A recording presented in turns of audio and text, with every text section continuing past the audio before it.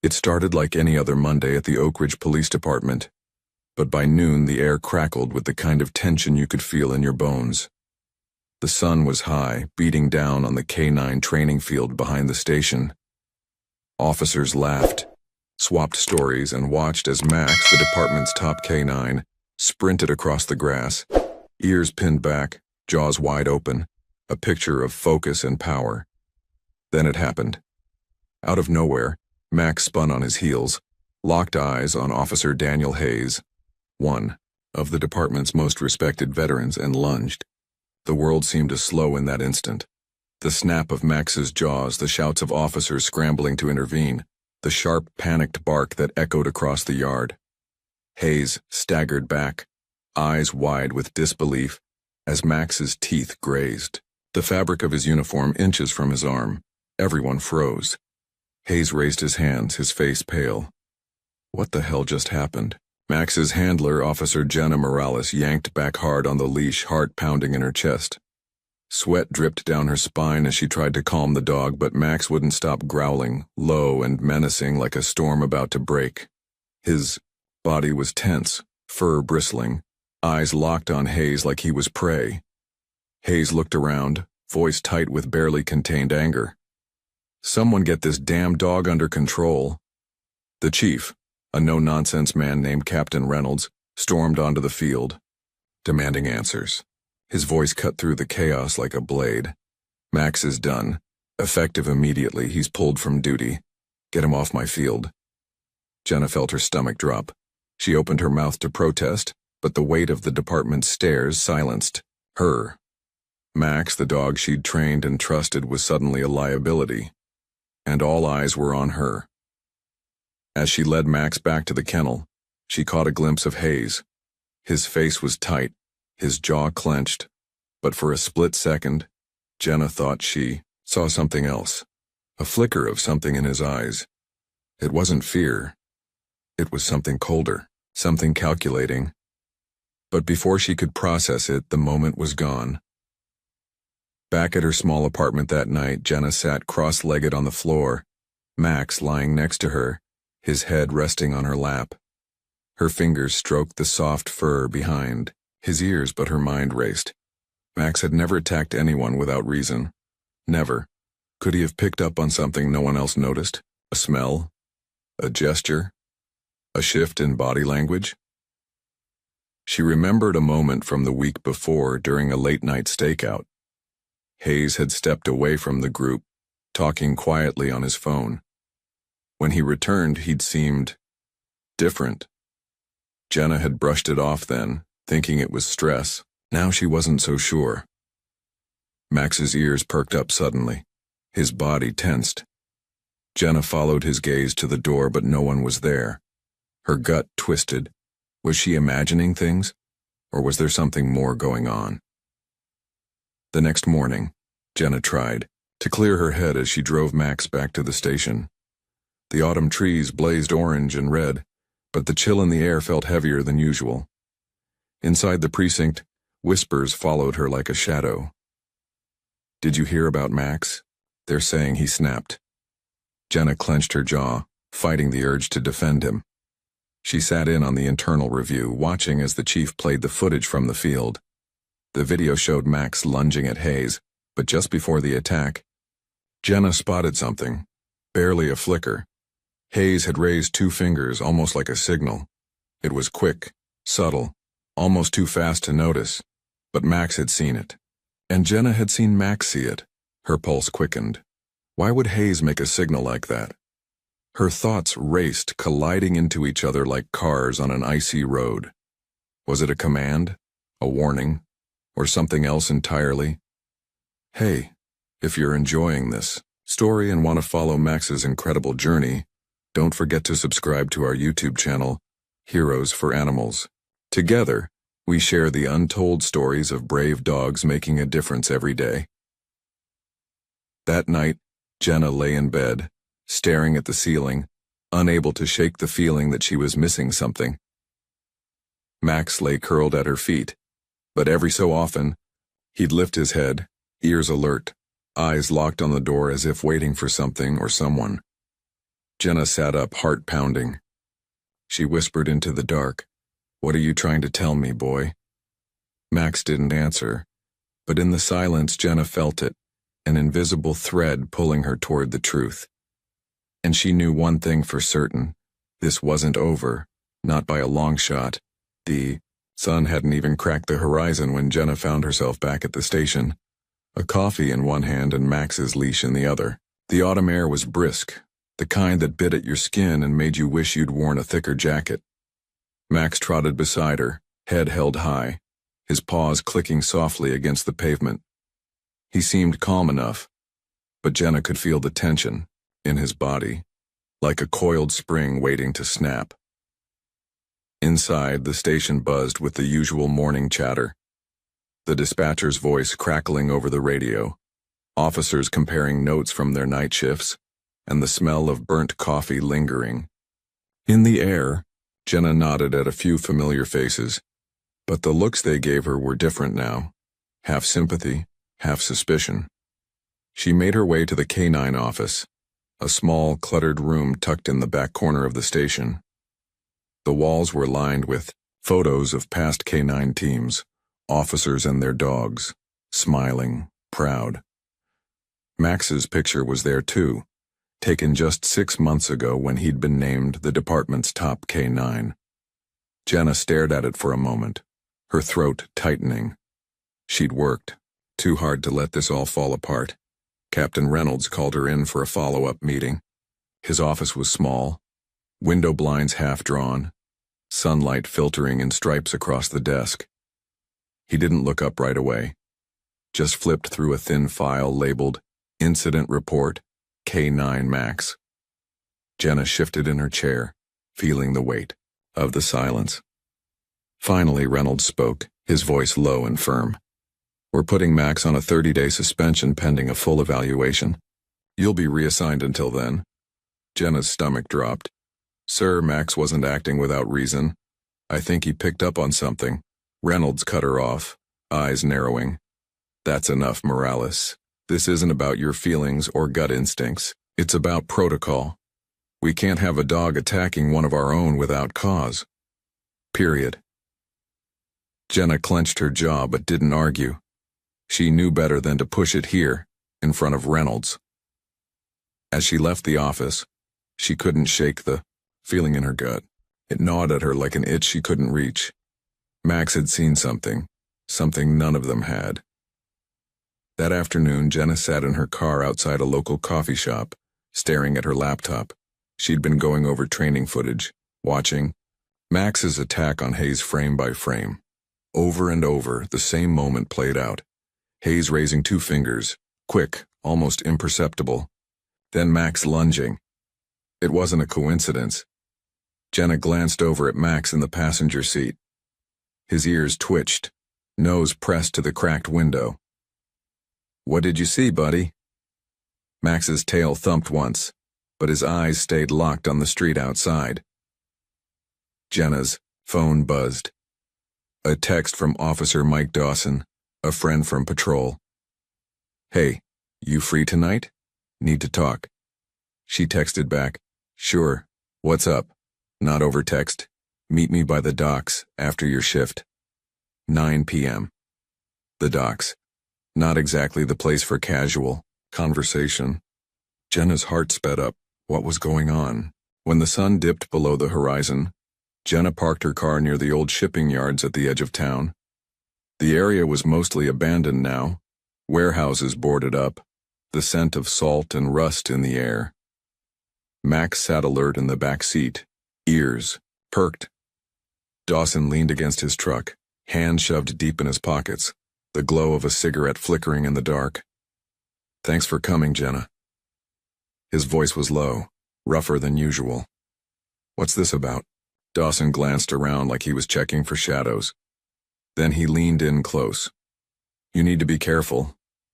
I've been hearing things about Hayes." Jenna's breath caught. "Like what?" Dawson shifted uncomfortably. "Look, I don't have all the details, but there's talk he's mixed up with something bad, real bad. He's been meeting with people, taking calls in the middle of the night. stuff that doesn't add up. And after what happened with Max, he trailed off, eyes dark. Jenna felt a chill crawl up her spine. Do you think Max was trying to warn us? Dawson hesitated, then nodded slowly. Maybe. Dogs pick up on things we don't. And if Max reacted like that, maybe we should be paying attention. Jenna exhaled, her breath visible in the cold night air. Thanks, Mike. I appreciate it. Dawson glanced at her, a flicker of something unspoken passing between them. Just watch your back, Jenna. As he walked away, Jenna sat in her car, gripping the steering wheel so tightly her knuckles turned white. Max shifted in the back seat, whimpering softly. That night, at home, Jenna couldn't sleep. Max paced restlessly, circling the front door like he was guarding it. At 2 a.m., a car crept down the street, headlights dimmed. Max growled low in his throat, the sound vibrating through the room. Jenna peeked through the blinds, heart hammering. The car slowed, paused outside her house, then drove off into the night. Her blood ran cold. She knew she couldn't ignore this anymore. The next day, she took Max to a retired K-9 handler she trusted, George Weller, a grizzled old man who'd been around dogs longer than most of the department had been alive. His ranch sat on the outskirts of town, surrounded by wide fields and the smell of hay. George watched Max carefully as the dog sniffed around the yard, ears twitching. Good dog you've got here, Morales. Not the kind to snap without a reason. That's what I've been trying to tell them, Jenna said, her voice tight. George nodded slowly. Sometimes a dog sees what we can't. Body language, a shift in tone, even a smell, they know.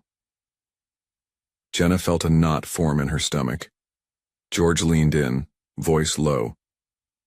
If Max reacted to Hayes, you need to ask yourself why. And who else might be involved? Jenna swallowed hard, the weight of the words settling heavy in her chest. As she drove home, Jenna's mind raced. What if Hayes wasn't just hiding something? What if he was hiding something that could get people hurt? Or worse? Max lay in the back seat, eyes half closed but ears twitching at every sound. Jenna's phone buzzed, with a text. It was from an unknown number. You're asking too many questions. Her breath caught in her throat. She looked at Max in the rearview mirror, his gaze steady, as if he knew. Jenna whispered into the darkness. We're in this together, boy. Max's ears perked up, and Jenna knew she had a choice to make. Either walk away and pretend nothing happened or dig deeper, no matter the cost. And she knew she couldn't walk away. Not now. Not ever. The next morning, Jenna couldn't shake the cold. Knot in her stomach. The anonymous text still sat on her phone screen as if taunting her. You're asking too many questions. The words were burned into her mind. She stared at the message, her heart racing, then tapped the phone off and set it face down on the kitchen counter. Max sat nearby, head tilted, eyes sharp and alert. Jenna took a sip of her lukewarm coffee, her hands trembling just enough to spill a few drops onto the table. She wiped it up without thinking, her mind already racing through the past few days. Hayes' strange behavior, Max's attack, Dawson's warning, the late-night car outside her house. None of this felt like coincidence. Max suddenly stood, ears perked, his gaze locked on the front door. His body tensed, muscles coiled as if ready to pounce. Jenna froze. A soft knock echoed through the house. Her pulse spiked. She peeked through the curtain. An older man stood on the porch, wearing a dark jacket and a cap pulled low over his face. She couldn't see his eyes. Before she could decide what to do, he spoke, voice muffled but firm. Package for Morales. Jenna opened the door just a crack, enough to peer out. Who sent this? The man didn't answer. He placed a small brown envelope on the porch, tipped his cap and walked away without another word. Max growled deep in his chest, his fur bristling. Jenna stared after the man, heart racing. She waited until he was out of sight, then picked up the envelope, holding it gingerly between her fingers. It felt light, too light. She took it inside, laid it on the table, and carefully opened the flap. Inside was a single USB drive and a folded note. The note read, in block letters, "They're not who they say they are. Watch your back. No signature, no name." Jenna's breath hitched. She glanced at Max, who watched her with intense, focused eyes, almost as if he understood the weight of what she'd just read. She hesitated only a moment, then plugged the drive into her laptop. A single video file loaded. Security footage 1015 MP4 Jenna. Clicked it. Grainy footage filled the screen. An angle from the station's back parking lot, time-stamped a few nights earlier. A dark SUV idled near the dumpsters, headlights off. Hayes stepped into frame. Jenna's stomach dropped. He wasn't alone.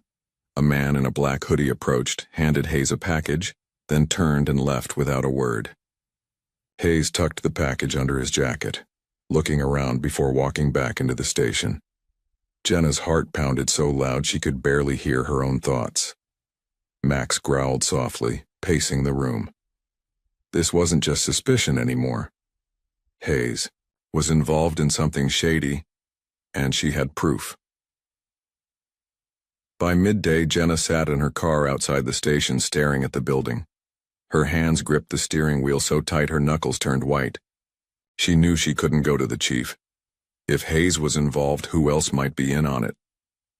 Max sat in the back, his eyes locked on the station entrance like a sentinel. Jenna took a deep breath, exhaling slowly. "Okay, boy," she murmured. "We need to figure this out." She decided to start with the training logs. If Hayes was hiding something, maybe the paperwork would reveal a pattern. Inside the station, the air felt heavier than usual, the usual hum of voices and phones replaced by an uneasy quiet. Jenna kept her head down, making her way to the file. Room. She spent hours flipping through reports, Hayes' shifts, his patrols, the cases he'd been assigned. And there it was. Hayes had been listed on scene for multiple drug busts, but the inventory reports didn't always match. Several times items were logged in, then reported missing later. A seized laptop from a cybercrime case, a shipment of seized pills. And the most recent, a package from a narcotics raid. The same night Hayes was caught on the parking lot footage. Jenna's stomach twisted. It was all right there. Max shifted restlessly at her side as if sensing her tension. His gaze flicked toward the hallway, ears twitching. Jenna quickly copied the files to a flash drive, slipping it into her pocket. As she turned to leave, a voice behind her stopped her cold. "Looking for something, Morales?" She spun around. Hayes stood in the doorway, arms crossed, eyes dark and narrowed. Her pulse raced. "Just doing some research," she replied, keeping her tone as neutral as possible. Hayes smirked, but there was no humor in it, just a tight, dangerous edge. "Be careful what you dig into. Some rocks are better left unturned." Jenna felt Max press against her leg, low growl rumbling in his chest. She rested a hand on his back, steadying herself. "I'll keep that in mind," she said quietly, and walked past him, feeling his eyes burning into her back the whole way out. That night, Jenna sat on her couch, the weight of the flash drive in her pocket like a brick. Max lay nearby, watching her every move. She knew what she had to do. Take this to someone she could trust. But who? Her phone buzzed again. Another anonymous text. "You have no idea how deep this goes." Jenna's hands trembled as she read it. Max whined softly, nudging her hand with his nose, like he was trying to tell her something. She looked at him, her heart swelling with a fierce, protective love. "We're in this together, boy." Her voice was barely a whisper, but in the quiet of the room, it felt like a promise. The storm was coming, and Jenna knew she couldn't run from it. Not anymore. The next morning, Jenna woke up with a start, the echoes of a dream still clinging to her. She couldn't remember the details, just the feeling. Cold dread, something chasing her through, dark empty streets, She sat up, rubbing her eyes, and looked down to see Max sitting alert at the foot of her bed, his eyes locked on the door. The house was silent, but Jenna's instincts were on high alert. She swung her legs over the side of the bed and stood, peering through the blinds. The street outside was empty, just the occasional car passing, the wind stirring leaves across the sidewalk. But Max wouldn't settle. He followed her from room to room, tail low, muscles tense, like he was guarding her from something invisible. Jenna couldn't shake the feeling. After a quick shower and coffee that tasted like burnt ashes, she sat down with the flash drive from the night before, her laptop open on the kitchen table. The files she'd copied from the station system were a mess. Case reports, call logs, notes from patrols. She started sifting through them, her pulse steady but her hands a little shaky. One file caught her eye. A report from a bus 2 months ago. Hayes had been the lead officer. The report listed a package of seized cash marked as evidence, but in the final paperwork it was noted as lost during transport. Lost. Jenna clenched her teeth.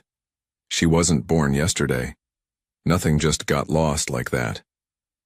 Another file detailed a tip Hayes had supposedly received from a confidential informant, an address in a rough part of town. But when Jenna cross-checked the case, there was no record of any informant on file. Hayes was covering his tracks, but sloppily. Maybe he thought no one would bother to look. Max suddenly barked, a sharp, single sound that made Jenna's heart jump. She turned to see him standing by the window, his gaze fixed on a car pulling into the driveway. Her stomach twisted. It was Dawson. She opened the door, trying to keep her voice steady. "Hey, Mike. What's going on?" Dawson looked nervous. His eyes darted around and he spoke in a low voice, barely above a whisper. "Can I come in?" Jenna nodded and stepped aside. Max stayed by her side, watching Dawson with a sharp gaze, his ears up, tail still. Dawson took a deep breath. "I shouldn't be here. But I heard something. Hayes is getting spooked. He knows someone's looking into him, and he's asking questions about you." Jenna's pulse spiked. "What kind of questions?" Dawson hesitated, then looked her straight in the eye. "Like if you've been going through case files. If you've been talking to anyone." Jenna's mouth went dry. "I have to tell you, Jenna, you're in danger. I think he's planning something." Her mind raced. "What do you mean, planning something?" Dawson shook his head. "I don't know. But I heard him talking on the phone. Angry, saying you were getting too close, that he'd have to handle it." Jenna felt the air leave her lungs cold and sharp. Max growled low, a deep rumbling sound that sent a chill down her spine. "I can't just sit on this, Dawson. I have to do something." Dawson nodded slowly. "Just be careful. I'll cover you as much as I can, but you're on your own with this." Jenna watched him leave, her hands trembling as she closed the door. Max pressed against her leg, his body warm and steady, his presence like a grounding force in the middle of the storm. She crouched down, looking into his eyes. "We'll figure this out, boy. I promise." Max wagged his tail once, but his gaze stayed sharp. That night, Jenna followed a hunch. She parked a few blocks away from the station and walked the rest of the way, keeping to the shadows. Max trotted beside her, his paws barely making a sound on the cracked sidewalk. She reached the back lot where the surveillance footage had been taken, the same spot where Hayes had met with the man in the hoodie. Max sniffed the ground, then stiffened. His nose tracked across the lot, stopping at a storm drain near the dumpster. Jenna crouched, heart pounding, as Max pawed at the grate. She shone her flashlight down, and there it was. A small black duffel bag half hidden in the shadows. She glanced around, heart racing, then reached in and pulled it out. Inside were stacks of cash, burner phones, and a file folder labeled Ops Confidential. Jenna's hands shook as she flipped it open. Inside were printed emails, maps, and photos of officers, including herself. Her stomach dropped. She turned to Max, her voice barely a whisper. They're watching us, buddy. Max's ears flattened, and he let out a sharp bark that echoed off the walls. Suddenly, the sound of footsteps scraped across the gravel. Jenna spun around, heart leaping into her throat. A figure emerged from the shadows, tall, broad-shouldered, wearing a ball cap pulled low. Hayes. His voice was cold and steady. I warned you, Morales. Max lunged, teeth bared, a deep, guttural snarl ripping through the quiet night. Hayes stumbled back, caught off guard but recovered fast, reaching into his jacket, hand closing around something Jenna couldn't see. Her instincts kicked in. Run, Max! She sprinted toward the side alley, Max at her heels, her breath ragged in her chest. Behind her, Hayes shouted, angry, frustrated. But she didn't stop. Not yet. She and Max bolted down the street, hearts hammering in sync, the cold air burning their lungs. When they finally reached her car, Jenna threw open the door and they scrambled inside. She locked the doors, hands gripping the wheel so tight her knuckles ached. Max sat in the passenger seat, tongue lolling, chest heaving, his eyes fixed on her. They sat in silence for a moment, the weight of what had just happened sinking in. Jenna swallowed hard, her voice shaking. He's willing to kill for this, Max. Max let out a low, steady growl, the kind that sent a shiver down Jenna's spine. She looked out at the dark street, headlights from a distant car cutting across the night. They couldn't go back. Not now. Not until they figured out just how deep this thing went. Jenna barely slept that night. Every sound outside her window made her sit up, heart racing, fingers gripping the flashlight she kept on her nightstand like a weapon. Max slept at the foot of the bed, but even in his sleep he seemed alert, his ears twitching at every creak and whisper the house made. By the time the sun cracked over the horizon, she felt like she'd run a marathon without leaving her room. Her mind churned. Over the duffel bag, the photos, the burner phones, Hayes' cold voice, the warning in Dawson's eyes. She couldn't keep this quiet any longer. After feeding Max and gulping down a cup of coffee that tasted more like burnt cardboard than fuel, she grabbed the flash drive, the duffel, and a notepad full of scribbled observations. She slid everything into a backpack and headed for her car, Max at her side. As she backed out of the driveway, a thought hit her hard. If Hayes knew where she lived, what about the station? Was anyone else safe? She drove in tense silence. The radio turned low, the hum of the engine masking the pounding of her heart. Max shifted in the passenger seat, eyes scanning the world outside, always watching. Her destination wasn't the station. It wasn't even Dawson's house. It was George Weller's ranch. If there was anyone who could help her think straight, it was the grizzled old K9 handler. George had been in the game for decades, seen more than most officers even dreamed of, and his instincts were as sharp as Max's. When Jenna pulled up, George was already outside feeding the chickens like it was just another quiet morning in small-town America. His weathered face broke into a half-smile when he saw her, but the smile faded fast when he spotted the tension in her shoulders and the fire in her eyes. "What's going on, kid?" he asked, wiping his hands on his jeans. Jenna didn't waste time. She laid it all out. Hayes, the files, the photos, the duffel bag. Max stayed close, tail low, eyes darting between them. George listened in grim silence, nodding here and there, his jaw tightening with each new detail. When Jenna finished, the silence between them stretched thick. Finally, George spoke, his voice rough but steady. "This is bigger than one dirty cop, Jenna. If Hayes has eyes on you and is willing to use force, there's more at play here than just a side hustle." Jenna swallowed, the weight of it pressing down on her chest. "So what do I do?" George looked her dead in the eye. "You gather your proof and you take it straight to someone who can't ignore it. The media, internal affairs, even the feds if you have to. But you need to be smart. Hayes isn't working alone, he's got backup, and they'll come after you if they think you're a threat." Jenna nodded, her heart racing. Max let out a low whine, leaning into her leg. George's gaze shifted to the dog and his face softened. "That dog of yours, he's the key. Trust his instincts. He's already saved you once. Later that day, Jenna sat parked outside a coffee shop, her laptop balanced on her knees, the files spread out across the passenger seat.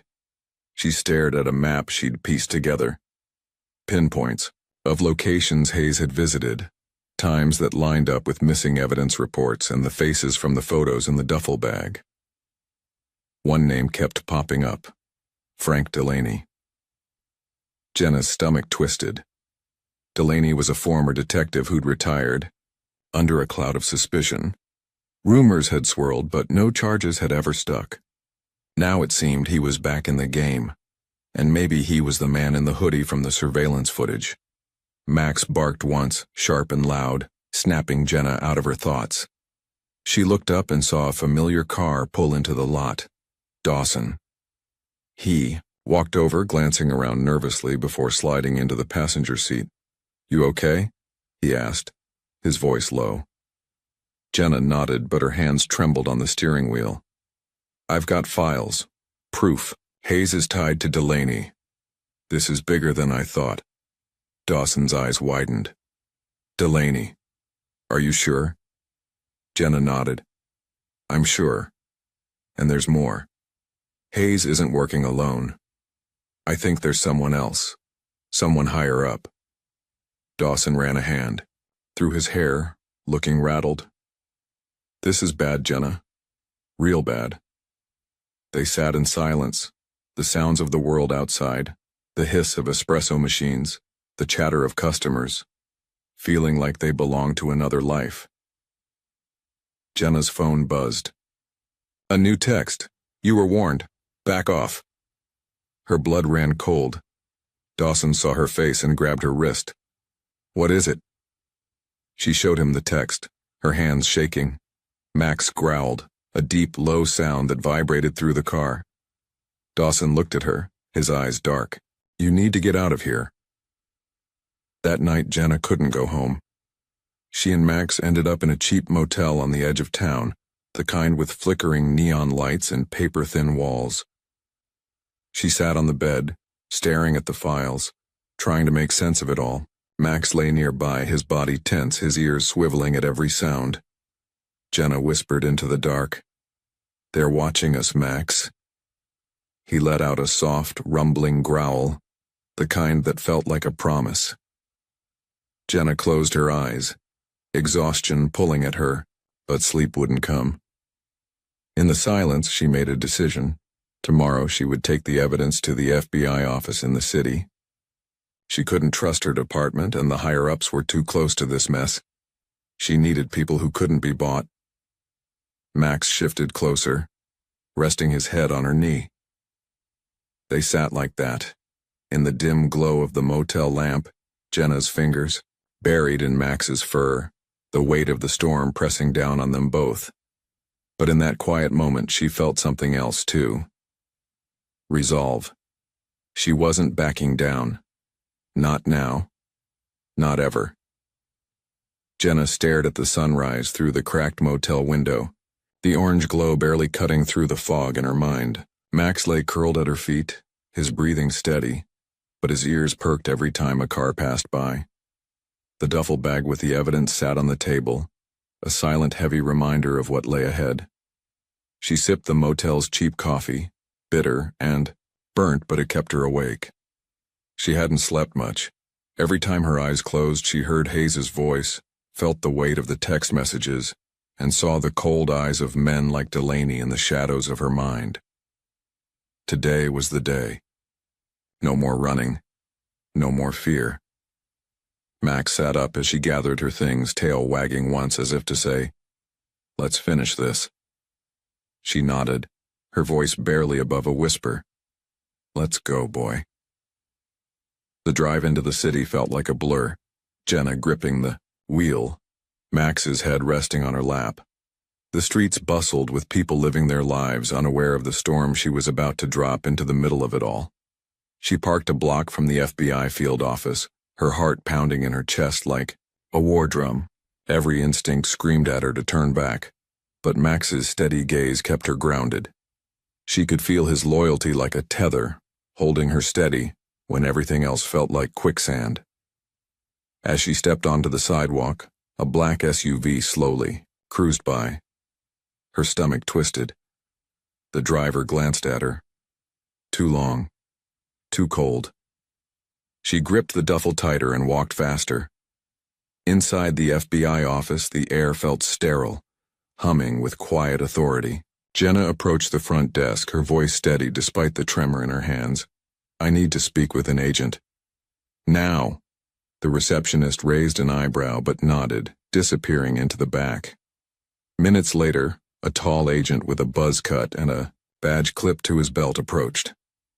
"Agent Collins," he introduced himself. "You said it was urgent?" Jenna nodded, her voice firm. "It's about corruption inside the Oak Ridge Police Department, and I have proof."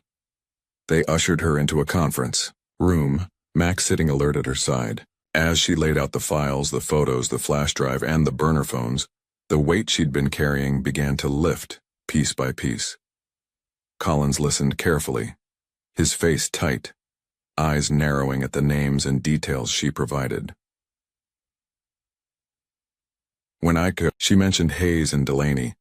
He leaned back in his chair, exhaling slowly. "We've had whispers about Delaney, but nothing concrete. Until now." Jenna nodded, her voice a whisper. "They're dangerous. They tried to scare me off. Hayes, he threatened me." Max growled low as if agreeing. Collins glanced at Max and gave a small nod. "Looks like your partner's got good instincts." By late afternoon, the FBI had set a sting operation in motion. Jenna, exhausted but driven, agreed to help. They'd wire her up and have her meet Hayes one last time, to see if he'd take the bait and reveal more about who was pulling the strings. Jenna sat in an unmarked SUV with an agent fitting her with a mic, her hands trembling as Max sat at her feet, his head resting on her knee.